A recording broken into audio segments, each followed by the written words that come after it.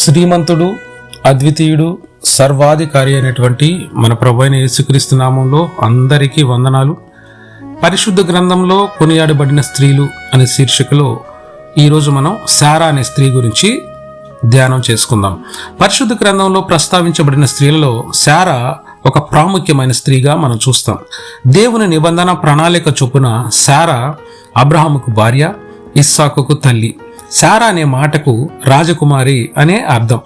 శారా అబ్రహాముకిచ్చి వివాహం చేయబడిన తర్వాత చాలా సంవత్సరాలు శారాకి సంతానం కలగలేదు.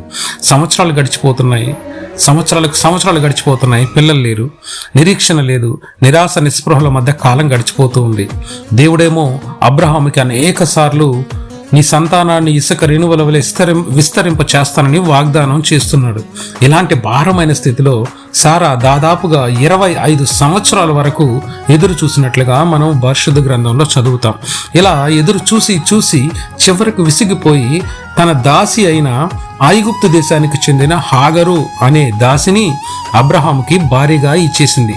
అయితే ఎప్పుడైతే శారా దేవుని ప్రణాళికను అతిక్రమించి తన సొంత నిర్ణయం తీసుకున్నదో ఆ నిర్ణయమే చివరికి వారి కుటుంబంలో ఒక గొప్ప వివాదంగా మార్చబడింది. తనను కూడా ఎంతో వేదనకి గురి చేసింది. కాబట్టి దేవుని ప్రణాళిక మాత్రమే మనం లోబడాలి. మన సొంత నిర్ణయం తీసుకుంటే అనేక వివాదాలు, ఇబ్బందుల్ని ఎదుర్కోవాల్సి వస్తుంది.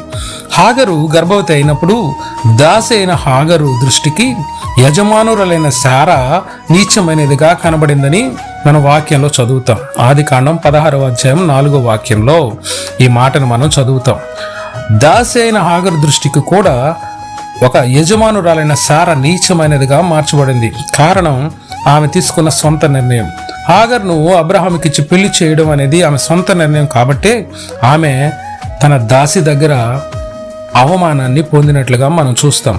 శారా దేవుని ప్రణాళికలో భాగం కాబట్టి దేవుడు పారిపోతున్నటువంటి హాగరును హెచ్చరించి తిరిగి వెళ్ళి నీ యజమానురాలైన శారా చేతి కింద అణిగి ఉండమని హెచ్చరించి పంపించాడు. తద్వారా శారాకి ఒక చక్కటి సమాధానాన్ని, శాంతిని దేవుడు అనుగ్రహించాడు.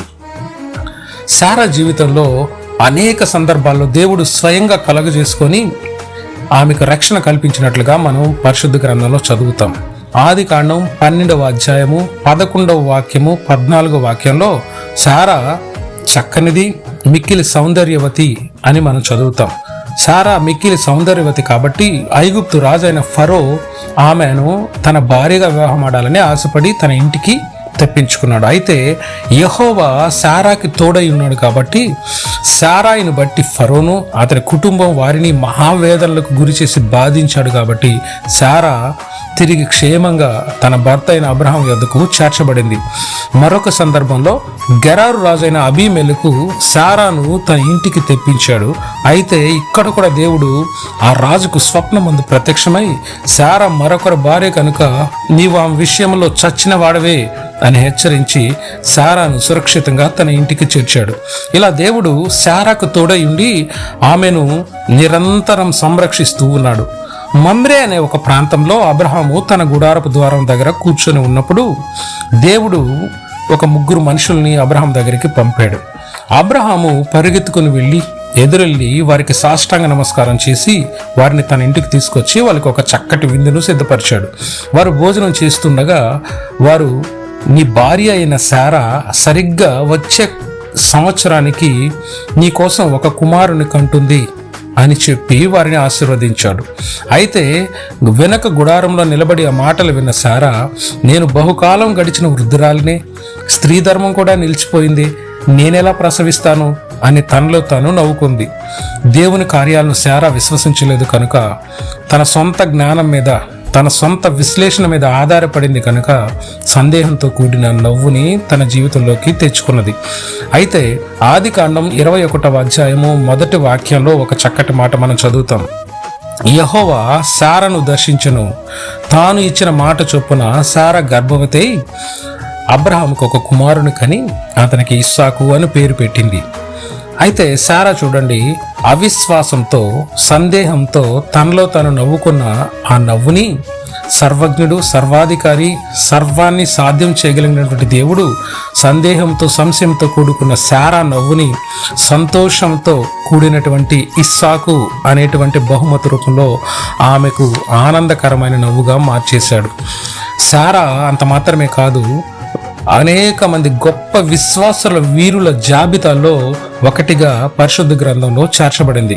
హెబ్రీలకు రాసిన పత్రిక 11వ అధ్యాయము 11వ మాటలో మనం చదివితే, విశ్వాసమును బట్టి శారాయు వాగ్దానం చేసిన వాడు నమ్మదగిన వాడని ఎంచుకొనెను గనుక తాను వయసు గతించినదైనను గర్భము ధరించుటకు శక్తి పొందెను.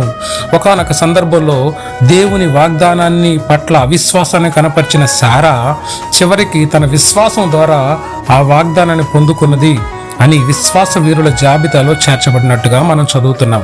విశ్వాసులకు ఈమె తల్లిగా పిలువబడింది. 1 పేతురు పత్రిక 3వ అధ్యాయము 6వ వాక్యంలో ఆ ప్రకారము శారా అబ్రహామును యజమానుడని పిలుచుచు అతనికి లోబడి ఉండెను.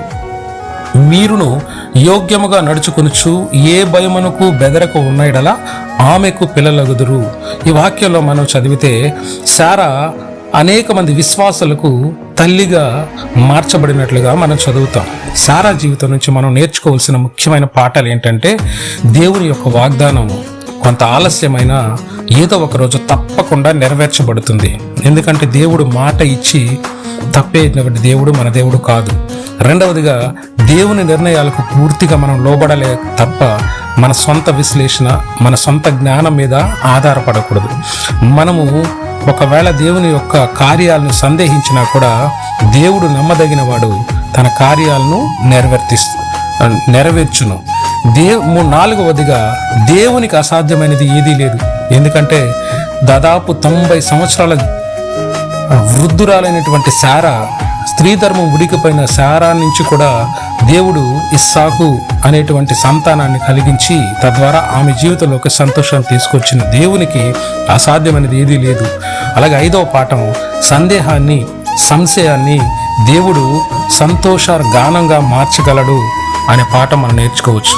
చివరిగా, పరిస్థితులు ఎలాంటివైనా సరే, మన విశ్వాసం బలహీనమైనదైనా సరే, దేవుని యొక్క వాగ్దానం ఒకవేళ ఆలస్యమైనా సరే, దేవుడు వాగ్దానం చేస్తే దాన్ని తప్పకుండా మన జీవితంలో ఏదో ఒక రోజు నెరవేరుస్తాడు. ఇలాంటి చక్కటి విశ్వాసాన్ని మనం కలిగి దేవుడు మనకు పరిశుద్ధ గ్రంథంలో ఇచ్చిన అనేక వాగ్దానాలని నమ్మి వాగ్దానాలను చేతబట్టుకొని ఆయన సన్నిధిలో దీనులమై ప్రార్థన ద్వారా, విశ్వాసము ద్వారా దేవుని యొక్క వాగ్దానాన్ని మన జీవితంలో నెరవేర్చుకున్నట్టుకు మనమందరం కలిసి ప్రయత్నం చేద్దాం. దేవుడు ఈ మాటలను దీవించును గాక. ఆమె. దయచేసి అందరూ తలలు వంచి కళ్ళు మూసి ప్రార్థనలో నాతో ఏకీభవించండి.